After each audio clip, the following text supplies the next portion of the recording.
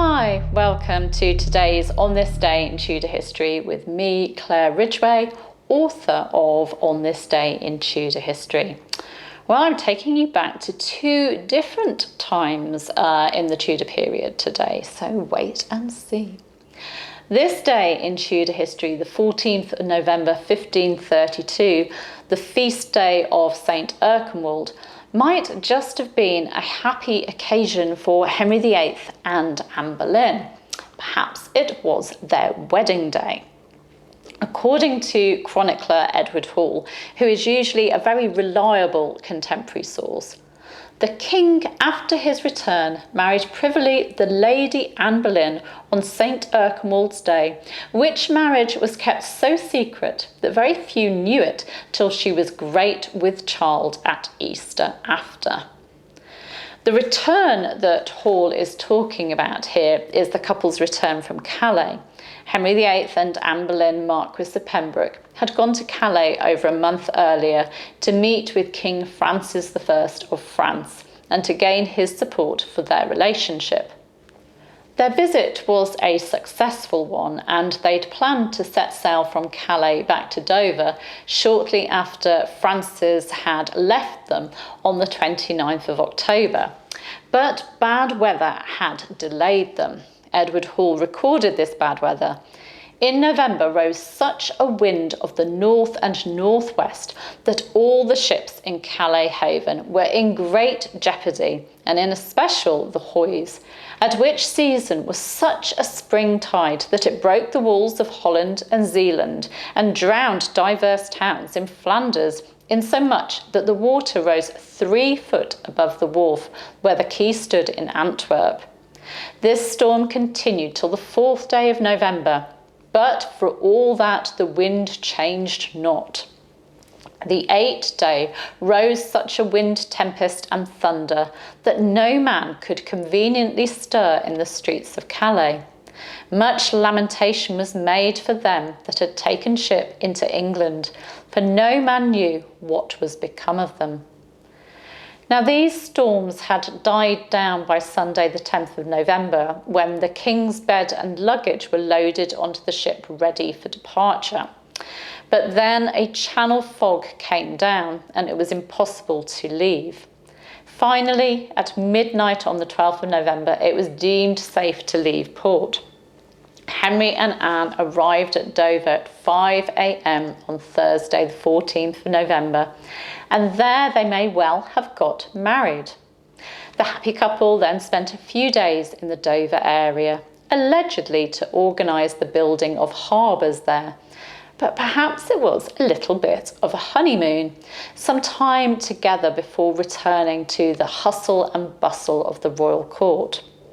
They arrived back in London at Eltham Palace on the 24th of November. Now, did they marry or didn't they? Well, I don't think we're ever going to know for sure.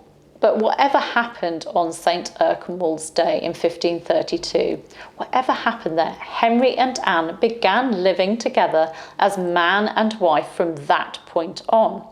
And it wasn't long before Anne became pregnant. On the 25th of January 1533, the feast of St. Paul, Henry and Anne got married in a secret ceremony, or perhaps another secret ceremony, at Whitehall Palace. Was Edward Hall correct in his dating of their earlier marriage? Oh, I think it's a compelling piece of evidence. I think so. It seems odd for them to have waited so long to consummate their relationship and then suddenly risk pregnancy on their return from Calais if they hadn't had at least some kind of betrothal ceremony. And betrothal, a promise made followed by consummation, was a legal and binding marriage. So perhaps so, I believe it. But theirs wasn't the only royal marriage on this day in history, on St. Erkenwald's Day.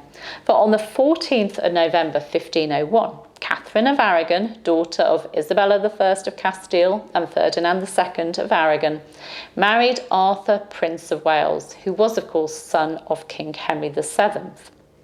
They married at St. Paul's Cathedral, and a huge wooden stage hung with say, that's a type of fabric, had been erected in the cathedral, and the cathedral's walls had been covered with tapestries, and there was a red carpeted raised circular dais as well.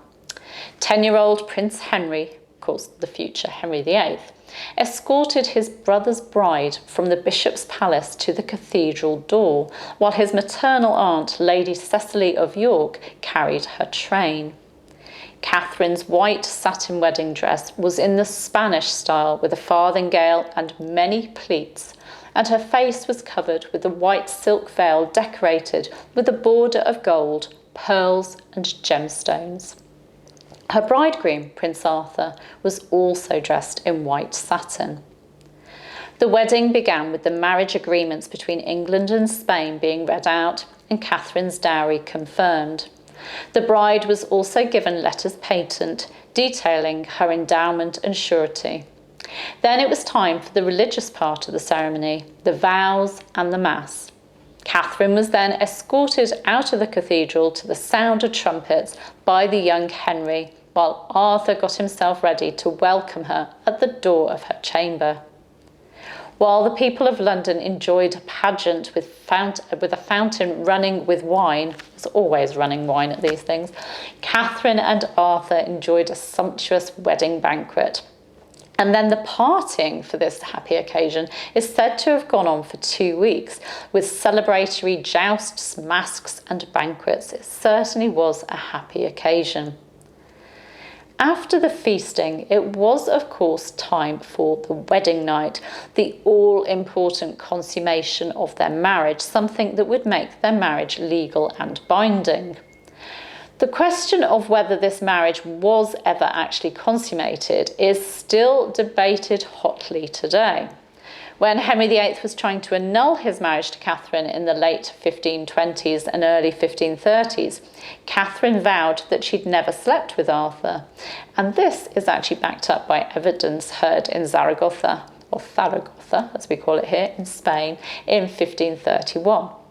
There, Juan de Gamara, who'd been a boy in Catherine's service at the time of her wedding, told of how the prince had got up early the morning after, and that when he, Gamara, had entered Catherine's rooms, her ladies were concerned for Catherine and disappointed with the prince.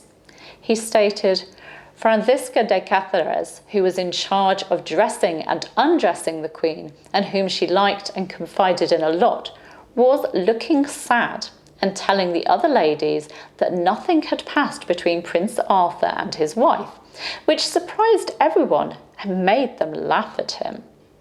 However, English witnesses tell of Prince Arthur demanding ale the next morning, saying, "For I have been this night in the midst of Spain." So, he was thirsty after doing his wedding night performance.